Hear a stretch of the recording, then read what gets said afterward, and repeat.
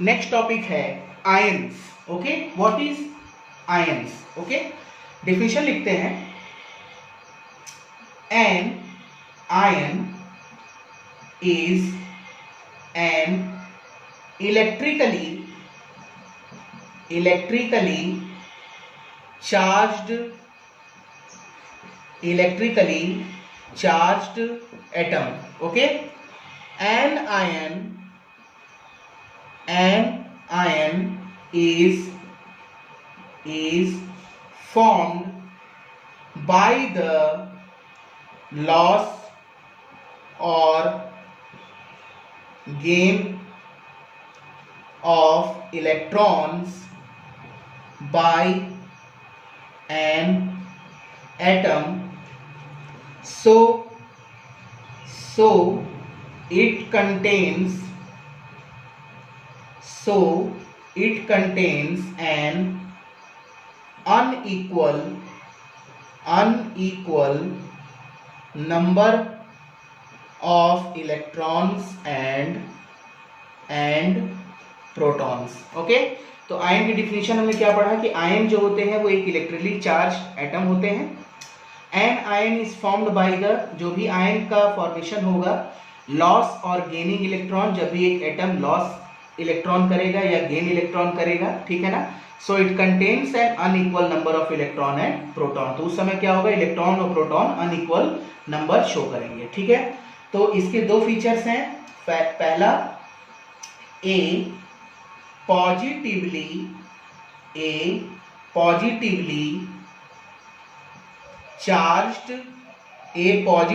charged ion is known as cation, और second क्या हो जाएगा, a negatively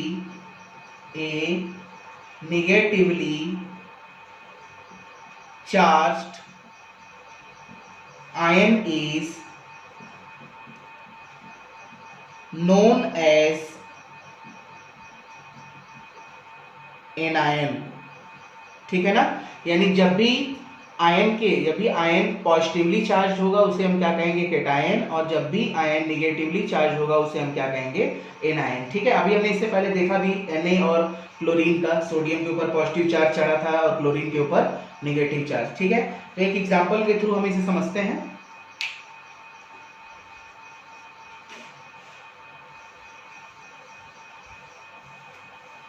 एग्जाम्पल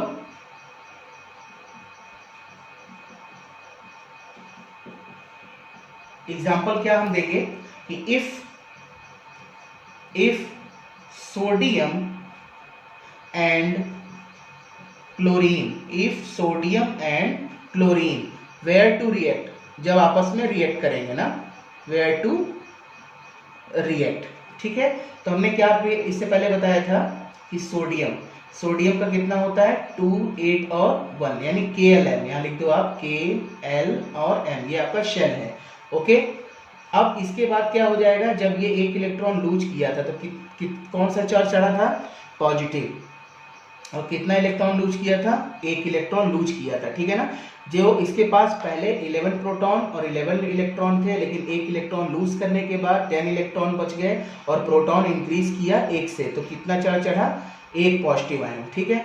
उसी तरह से क्लोरीन, Cl का कितना होता है 17, और जब इसका इलेक्ट्रॉनिक कॉन्फ़िगरेशन करेंगे सेल्स के आधार पर तो कितना हो जाएगा 287। क्लोरीन ने क्या किया, इलेक्ट्रॉन को गेन किया, ठीक है। कहाँ से, जब सोडियम एक इलेक्ट्रॉन का ट्रांसफर कर रहा था, लूज कर रहा था, तो ये कितना हो गया Cl-, जो कितना हो गया 2, 8 और 8 ना, पहले ये 7 थे, बाद में एक इलेक्ट्रॉन लेने के बाद 8 हो गया।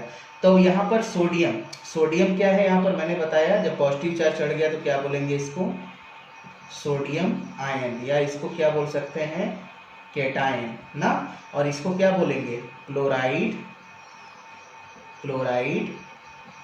आयन, ठीक है ना।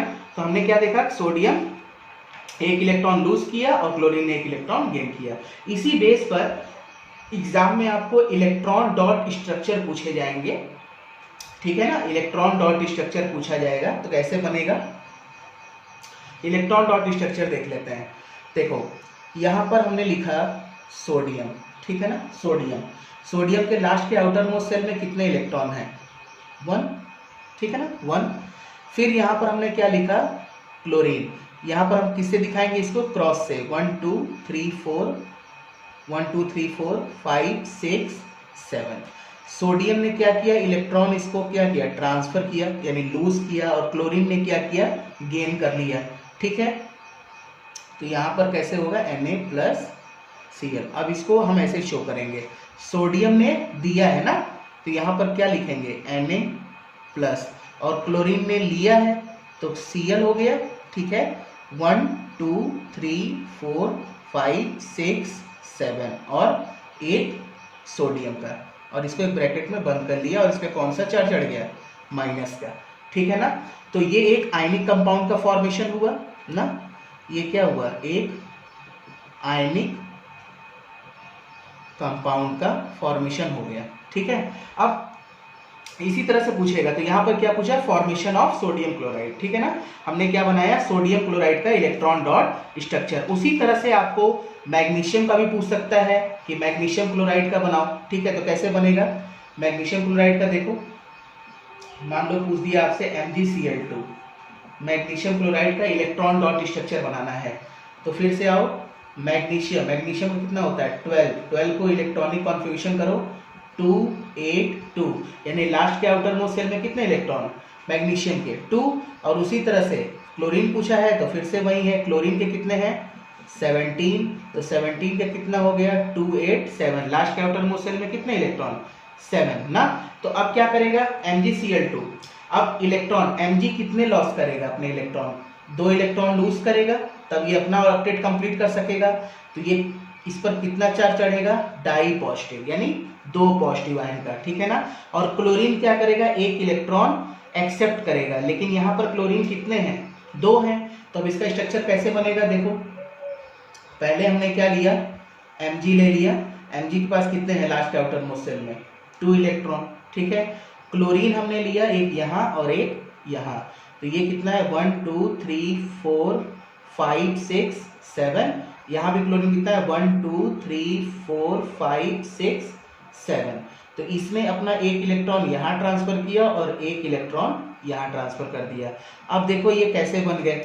Mg ने 2 इलेक्ट्रॉन दिया, तो ये इस पर कितना चार्ज? 2+ का। और क्लोरीन कितने हैं यहाँ पर? 2 हैं, ठीक है। तो ये कितना हो गया? 2Cl-। ओके, तो Mg पर 2+ और Cl पे 2Cl- हो गया।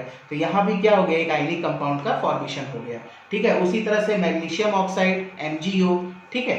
तो इस तरह से पूछता है कि फॉर्मेशन ऑफ आयनिक कंपाउंड, यानी आयनिक कंपाउंड का फॉर्मेशन इलेक्ट्रॉन डॉट स्ट्रक्चर से कैसे किया जाता है। ओके।